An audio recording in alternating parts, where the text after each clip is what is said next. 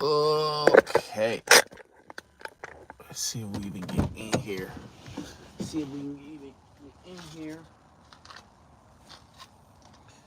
National Unity.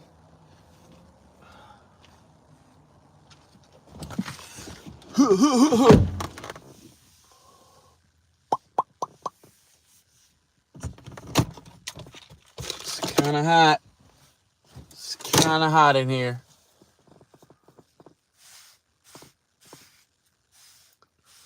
What's up, guys? What's up? What's up? What's up? We here.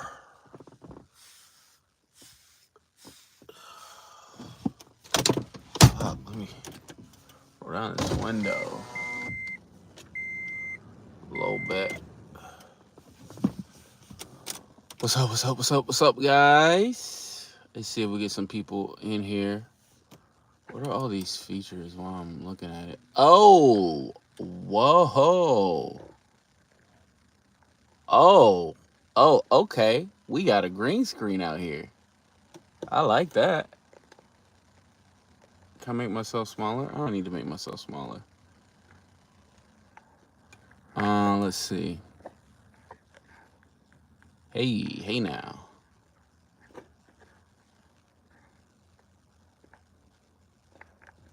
Oh, okay. Let's see. No, take that retouch off. We ain't doing all that.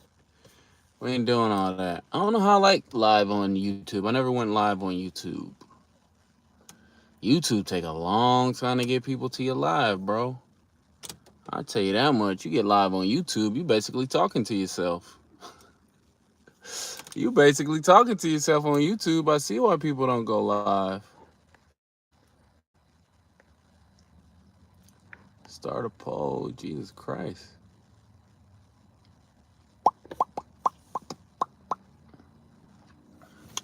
See if I got a picture from the... I don't know if I have a good picture. What the hell? What the heliante? Nah, I don't got nothing. Oh, bring that down. I don't have anything. We ain't gonna do all that. Let's see. See if we get somebody here.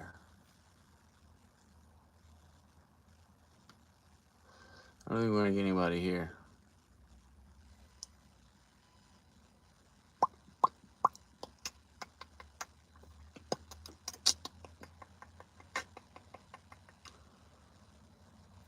I don't see if we're gonna get anybody here.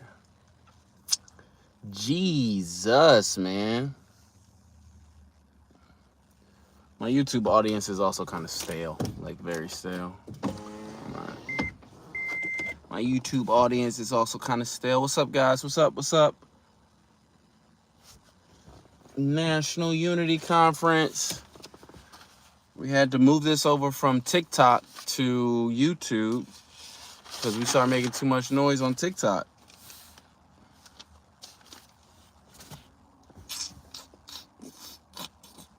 We have to figure something else out.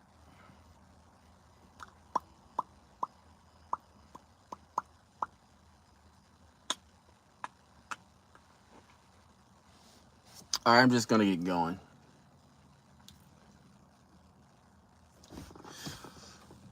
Actually, let me do this.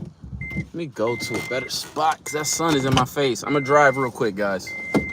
I'm gonna drive real quick to a better spot because the sun is in my face right now. What the heliante? Man, poor Halliburton. That sucks, man. Injured first quarter of Game 7. That sucks. I'm just gonna get in a better spot. That sun was in my eye. Y'all know me, the Prius preacher. Y'all know me, man. I changed the world from a Prius. I'm gonna change the world from a Prius. That's what I'm gonna do, man. I'm gonna light this bad boy up. Go right over here across the street to the Parky Park. Although I will say, man, I think I look better on YouTube, huh? I think I look better on YouTube. think so, man. High key, man.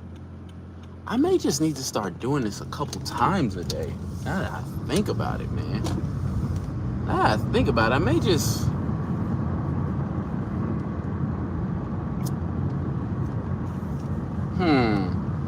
Because if there were traveling ministers and traveling people who did things, who got the revolution started the first time, I think me doing consistent lives.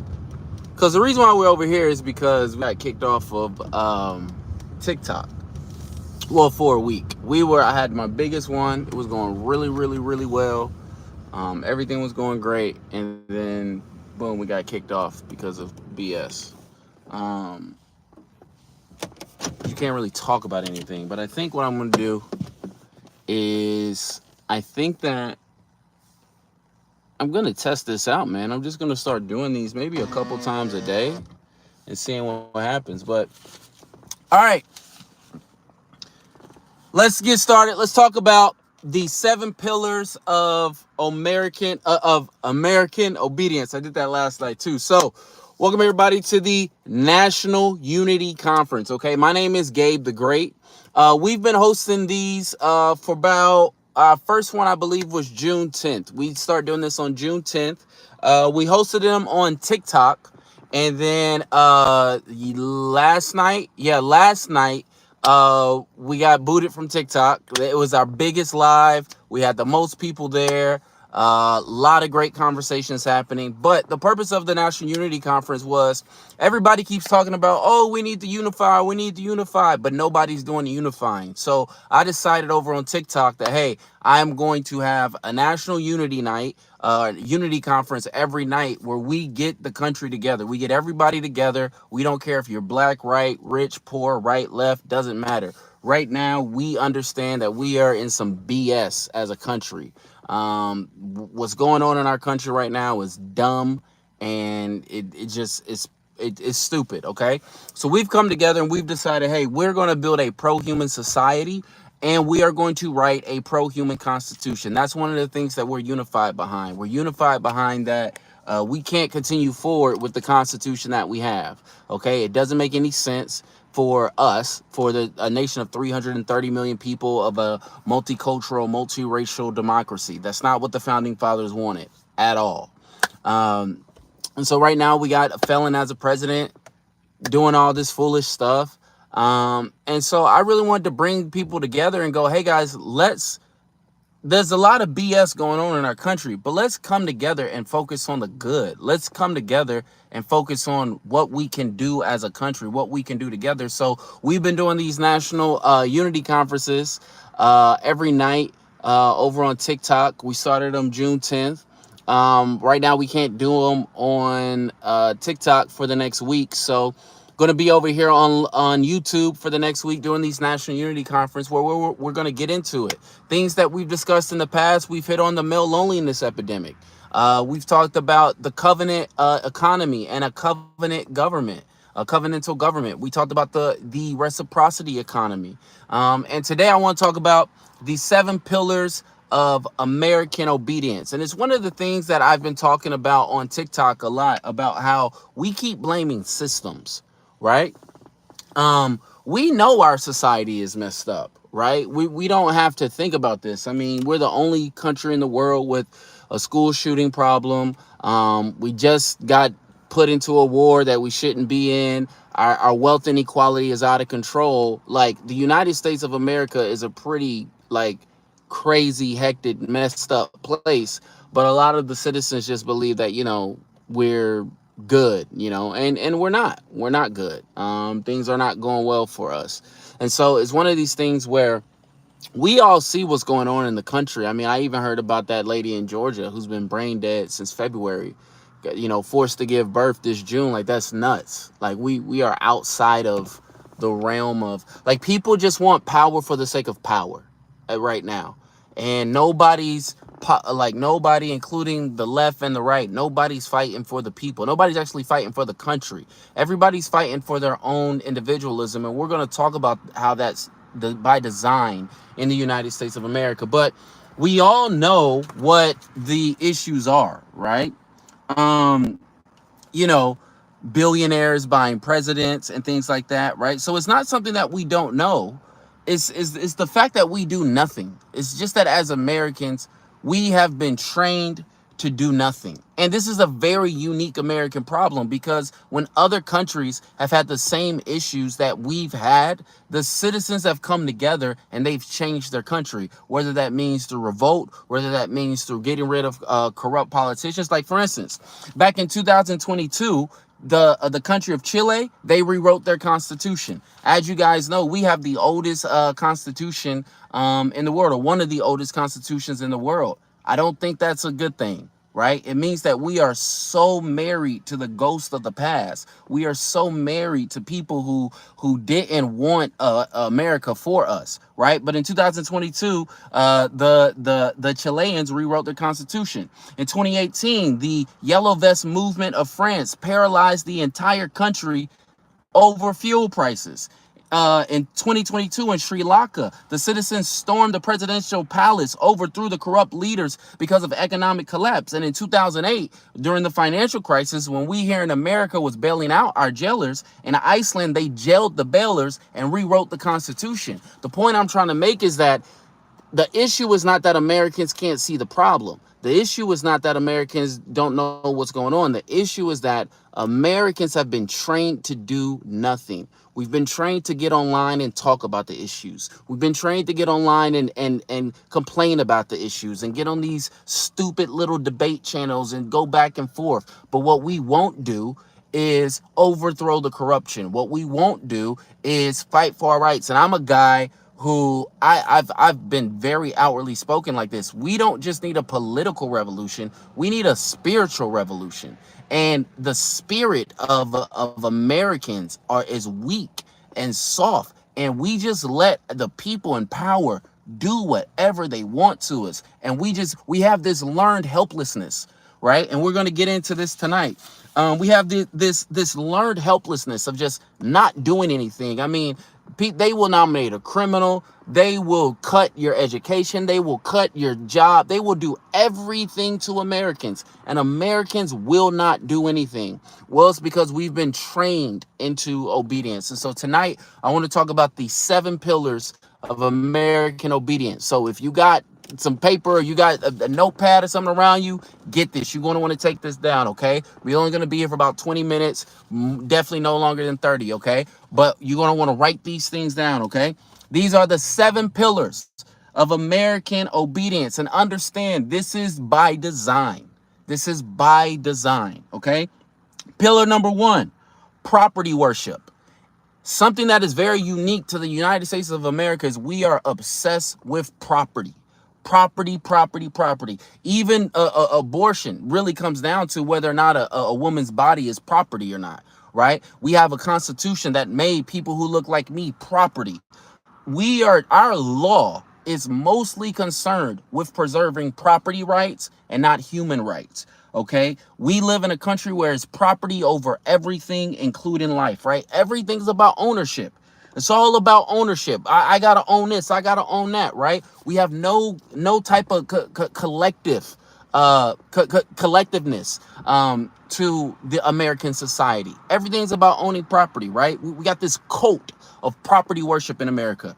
Number 2, racial divisions. Okay, on my channel, on this channel, and on TikTok, I've read through my entire manifesto, right? It's called the Overman's Manifesto. You can look at my channel, and in one of the parts, I believe it's like around part 28 or 29, it's a 98-part series. The whole thing is up. You can watch it at your own leisure.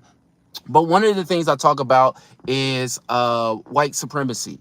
And the gag of white supremacy is that white supremacy wasn't for me. White supremacy was to trick poor white people into believing that they had a country, into believing that they had rights, when the whole time they were just as used as black people. They were just as taken advantage of by the government as black people, right? A lot of people don't understand this, but in the 1600s, the indentured white servants and the black slaves often not only lived together, but revolted together. The whole idea of whiteness is to create racial division. And I shared this on TikTok last night. I love being black. I love everything about being black. I love the way we overcome. I love all of that, our swag, our culture, our language. But if we are going to have a pro-human society, I can't keep getting things divided upon racial lines. I can't keep focusing on black this, white this. At some point, we got to come together building a pro-human society. This racial construct that we all know it's a construct. We all know race is a construct. We all know they use race to divide us. But what we won't do is just go, no, we're humans. It doesn't matter the shade of your skin, the color of your skin. We're all humans. And in our country, we need to have a pro-human society. And so one of the things that these racial divisions is that it's very hard to get poor white people to unite with the other parts of the country because they have been convinced that their whiteness is some sort of superiority that is just not there. Okay. Number 3, debt chains. Okay. So we got student loans, medical loans, housing debt, credit card debt, right? Everybody in all Americans are obsessed with their credit score, right? We're all in debt. We're all loaded down in financial slavery, right? Everybody owes somebody some money, right? This debt, right? And so what that does is that makes us scared to lose what little we have. When you only got a little bit and you're in debt and you're paying on it, you're scared to lose it. So you stay stuck in this state of independence. Okay? That's number 3, debt chains. Okay? Number 4, media sedation. Okay? We don't have a 24/7 news cycle. We have a 24/7 outrage cycle. Notice the news will not report on somebody like me. The news will not report on somebody who is fighting up, who's been going up against his daughter's school district for abusing his child. The news won't report on someone like me who starts a national unity conference out of his car. The news reports on all the bad things going on in society. We have a 24-hour outrage cycle. So what happens is we've become desensitized. We've become desensitized to tragedy. They report on kids dying every day like it's nothing. They report on the worst atrocities in America. The longer that I'm in this fight, the more that I'm starting to believe that out of all countries in the world, and Americans won't see this, we might be one of the most barbaric because we have useful minds. We have made the most horrible parts about society debates. We've made food a debate. We've made healthcare a debate. We've made our children's safety at schools a debate. Like, that's so inhumane. Do you know how disgusting of a people that you have to be to both not want to protect children and to be sitting there and want to debate? I started this because I'm like, I'm not negotiating the safety of my children with the United States government. And I don't think y'all should too. I don't think none of us should have to debate the safety of our children with the United States government when they go to school. But here we are. Why? Right? Because we're so desensitized, right? Also, what ends up happening is, and because we're in this 24-hour news cycle, there's this comment section. And we get in the comment section and we argue. And so we argue about these things, but we don't take action. We don't take action. And again, very unique American issue. Other countries, by the time they got to this point, would have been revolted. But Americans don't because of these things that we talk about, right? We've replaced strategy with emotion, right? Strategy with emotion. So I feel like things are wrong. I can sense that things are wrong, and that's enough. No, you gotta come up with a strategy to hold power accountable, okay? So before we go on, we got 7. Number 1, property worship. Number 2, racial divisions. Number 3, debt chains. Number 4, media sedation. Okay. Number 5, surveillance and fear. There's cameras everywhere. There's cameras everywhere. We're constantly being watched, right? And so everyone has a fear of job loss, a fear of being canceled, right? We're constantly being watched, constantly being surveilled. We're all, oh no, what about OpenAI? What about, was it Palantir? All these things. And so we live in this constant state of fear, right? And so it's one of these things where we become our own self-censors. One of my huge pet peeves I have with journalists and podcasters is their use of the word allegedly. Oh, I hate when they use that word. And the reason why I hate when they use that word is because if you are so afraid of a lawsuit, you don't need to be reporting the news. Journalism, speaking the truth, requires courage. If you're going to get online and you're going to be talking, you need to be able to stand by your words. And everybody does this cop out with allegedly. No, bro, Diddy did it, bro. Diddy did it. I'm here, bro. I'm not worried about no defamation lawsuits from some people who don't know I exist. Right? Everybody's afraid of the legal fight. Everybody's afraid of the legal fight. So nobody's saying anything. Nobody's saying the truth. Now we're sitting up here waiting for judges to tell us what our eyes can already confirm. We self-censor ourselves. We're afraid to tell the truth because what about the legal ramifications? I tell people this all the time. If you're poor, you should not be worried about the legal ramifications because they're going to spend more money trying to come after you than what they're actually going to get from you. But there's this constant state of fear of somebody's watching, somebody's watching. We know this, right? We know that if people will be more compliant if they believe they are being watched. Right? This is why the idea of God is so powerful, because this idea that there's this being watching you and there's nothing you can do that person doesn't see. This is why God is such a great tool of control, right? Because you're living in this constant state of fear. Okay, that's number 5. Number 6, the hollowing of education. Okay, one of the things that they've done in public education under both Democrat and Republican presidents, parties in Congress is that they have taken civics out of public education. So Americans don't grow up learning about collectivism. Like they don't understand. Like I've told my TikTok guys, like I want $500 billion to end white supremacy. And I've like done the math. It's actually kind of crazy because all you would need is 1.85 billion people to give $217 or $271, which divided over the course of, or no, it was 200 something, but when you divide it over the course of 12 months, you're only talking at like 2250. Now, I know 1.5 billion people, that's a lot of people. Well, not if you think of the whole world. Again, if you're thinking of 7 billion people and you're like, man, how can I unite 1 billion of those people or 2 billion of those people and everybody do a little bit? Or how can I impact a couple tens of million, a couple 100 million and everybody do a little? Nobody's got to give a lot, right? We talked about this over on TikTok where we're trying to build up a reciprocity economy where we got this thing right now where Americans consume leaders. They consume leaders and they critique their leaders, but they don't reciprocate to their leaders. They don't financially support their leaders. So what happens is you'll get a guy or a woman who start off radical and then she's got to make a deal with the powers to be because they don't have the support from their people. Again, that's a learned thing that from taking out civics, we don't know how to support our leaders. We just tear them down, right? Another part, again, I uploaded a video on here today where a large portion of the country is functionally stupid.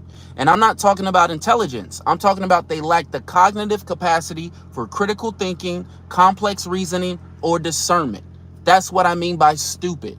They lack the cognitive capacity, meaning they don't have the ability for complex reasoning, critical thinking, or discernment. That is on purpose because that public education, again, under both right and left, does not want you to think critically. This is why they push Christian and this is why they push religion, because these are systems that require you not to think critically. So because there's been a hollowing out of education, people don't know how to self-actualize, because that's what education is really about. Education is really about learning something new, learning something different, learning how to learn. That's what education is. And so as America continues to drop in education, you're seeing that less and less people know how to self-actualize. Because to self-actualize, you have to navigate things you've never done before, right? When I got online and says, yo, I'm gonna start a national unity conference, I didn't know what would happen. I didn't know who would start. When I started today, nobody was watching. There's a couple people watching now. But if I don't want to sit here and say we need to be unified. I want to unify. So I'm going to go and I'm going to start this thing. I don't know how it's going to happen. I didn't know I would be getting kicked off TikTok. I didn't know why I would have to come over to YouTube, but it's self-actualizing. Why do I have that ingrained in me? Education. But when the system hollows out the education, we don't have that. All right, number 7, and this kind of goes with what we've been talking about, the collapse of community. Okay? In the United States of America, we are hyper individualistic. Everybody's about themselves. As long as I can protect me, as long as I got mine, Hey man, I don't know. Everyone's trying to get to a bag. Everybody's trying to build themselves up. Everybody's trying to be a brand, and nobody wants to stand with together. And that's our issue. We have a collapse of community. Nobody feels a moral responsibility for their neighbor, for their fellow man, for the children in the neighborhood, for the elderly in their community. In America, we have no connection to our community. We spend more time on these talking with people all over the world than we do in our local community, right? Again, all of that is by design. Again, and I've been through it. When I found out that my daughter was mistreated was abused by her special education teacher, I organized a protest here in my city. 6 people showed up. But then when we have a No Kings protest, hundreds of people show up. Because people want to feel like they're doing something instead of doing the hard labor, right? It is easy to be a face in a crowd of thousands than to be one on 25 against the government, than to come on a live and speak to 2 people and hope that one of them is getting something from it, right? It's easier to be a face in a crowd, but are we actually building community? Do we have a responsibility to children that are not our own in our community? Do we have a responsibility to elderly people who are not our kin? Do we have a responsibility to the unfortunate, the misfortunate, the poor in our community? In America, we don't. In America, it's all about the individual. So couple things in there. So let's look at this one more time, the 7 things, and then we're going to talk about how to combat this. So here are the 7 pillars of American obedience. Understand, this is psychological warfare. This has been strategic by the powers that be, by the government, okay? Number 1, property worship. In the United States of America, is property over everything. Number 2, racial divisions. They keep us divided by these made-up classes of race. 3, debt chains. All of us are in debt, and we're so afraid to lose what little we do have. 4, media sedation. We live in a 24-hour outrage cycle to where we've become desensitized and we no longer know how to take action. Number 5, surveillance and fear. We're all afraid of losing something, okay? So we self-censor ourselves. Number 6, the hollowing out of education. They're making us stupid on purpose. And number 7, the collapse of community. We are all hyper individualistic, okay? These are the 7 pillars of American obedience. And I need you to understand, even if you recognize it, even if you see it, you have to start looking at yourself, right? Because I've been telling people for weeks, it's not that we all need to stand for one thing. We don't all need to stand for the same thing. But if we're all standing for something, none of us are bending the knee to power. If we're all going, I'm here because I'm trying to fight on behalf of my nonverbal autistic child. Maybe you want to save the country because of your grandma. Maybe you want to save the country simply because you want a future that you can't see right now. It doesn't matter, but we all need to stand, okay? So this brings me to my second point, okay? All right, 2, stop blaming the system, okay? I've been getting into debates with this about people on YouTube or TikTok, right? We've been talking a lot about the system. Everyone's, oh, the system, right? And it's so amazing. We can get on YouTube. You can get on YouTube. They can tell you, you can have video essay after video essay about capitalism, socialism, fascism, tariffs, the left, right. You can get all this information about all this stuff. You know what nobody can do? Stop capitalism. Stop fascism. Stop Project 2025. Stop the right. Stop the left. Like, everybody can tell you the problem, right? And everybody blames the system. And I want people to understand the reason why we blame the system is because it deflects moral responsibility, right? If the system is designed that way, there's nothing I can do about it. That is a learned helplessness. That's the purpose of those 7 pillars, so that Americans learn a learned helplessness. Oh, it's the system. This is just how the system is. There's nothing we can do, right? Also blaming the system, what a lot of people don't want to really get in touch with, and this is why I say you got to look in the mirror, because really blaming the system is a defense for your own guilt of complicity and cowardice, right? If we're not trying to help people, we are complicit. If we are not willing to help people, it's because we're cowards. And so when we blame the system, right, it takes us out of the loop. Also, again, cynicism is a form of learned helplessness. So when we're just cynical of everybody and everything, it's just learned helplessness. Okay. And I tell people this all the time. The system wants you blaming the system. Those who are in charge of the system want you blaming the system. Because as long as you're blaming this abstract thing called the system, you're not holding the individuals accountable, right? And that's how you create change. You don't create change by attacking this abstract thing called the system. I tell people this all the time. You got a problem with the system, pull up his address and pull up on the system. The system doesn't have an address because the system is right here. The system is how you unconsciously engage with the things of your country, with the things of your society. Blaming the system is really really looking at how we as individuals engage with our societies, okay? And again, Americans have been trained. We've been trained by our government to believe that analysis is our only moral obligation. So as long as I understand what's happening in Iran and I'm against it, or as long as I understand what's happening with this or that and I'm against it, that's enough. That intellectual correctness is more important than moral responsibility, right? That knowing can be substituted for doing, all right? Because the core lie of the system is that you are small. The core lie of the system is you can't do anything. And so all these things reinforce there's nothing you can do. There's just the way things are. And you end up living like this all the way up to the point where you die.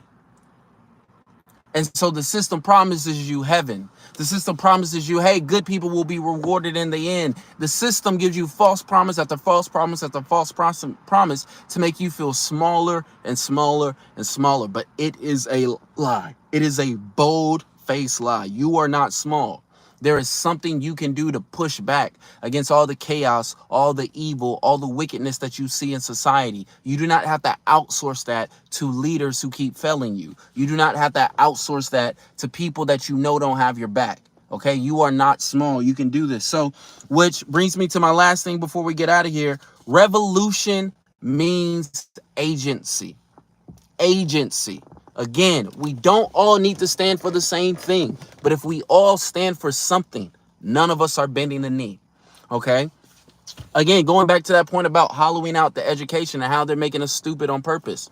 I've talked about this over on TikTok about how you cannot debate stupid people into intelligence. Stupid people need instructions that are simple, emotional, and clear enough for them to follow. You have got to give the uneducated people to follow. People, a lot of Americans, particularly the educated ones, think, oh, everyone can just be as educated as me to understand this. No, they cannot. They don't have that ability. And so you have got to give, and you yourself, where are our leaders? Who are the people we're going to lift up? Who are the people we're going to support? In my manifesto, I talk about there's two sides to power. There's the people that build the throne, and then there's the one that sits on it. I can be as great, amazing of a speaker, wanting to do national unity nights, wanting to do all this. If you guys do not invest in me, if you guys do not reciprocate the value that I'm giving back in material form, that's how you manifest. That's how you manifest things. I put out the spiritual, and then everybody does a little to materialize the material, and then we end up getting the society we want. I call this the covenant economy, right? It's the covenant economy, and we seeing this already through things like Ko-fi and Patreon and these things. It's these things where people provide you value and you subscribe to them. I have a Ko-fi. I have a pay what you want Ko-fi, and I always tell people, if you want to support me, support my pay what you want Ko-fi, right? If the church is requiring you to give 10% of your income, cut it in half, give it to me, and I guarantee you in 30 days, you will be more spiritually along than if you spent the past 30 days in the church. I am guaranteeing people following me is better than following whatever they're telling you to do at the church, because I'm actually going to help you self-actualize. But people like me and people who are out there doing the work, there's hundreds of people, thousands, millions of people all over the place, all over the world doing the work. These people need your support. These people need your financial support. Everyone talks about we need to redistribute wealth. You redistribute wealth. Yes, the system wants you to think that your little $5 a month is little, that your little $10 a month is little, that your $15 a month is little. It's not little. They're already taking your taxes. They're already taking part of your income and using it against you. You need to consciously think about how you're going to use all the rest of your dollars. Okay? So, what I plan to do is in the future I want to build like what I'm going to call resistance sales on Discord, right? And this is where we come together for the people who are really want to radicalize and people who really want to protect and save their country. I'm also going to do an American leadership school, right, where I'm going to help raise up other leaders in various fields, whatever aspect of America you guys are building. But I wanted to come on here tonight and talk about that. I wanted to come on here and talk about the 7 pillars of American obedience and how the system has made it for us to have this learned helplessness of cynicism.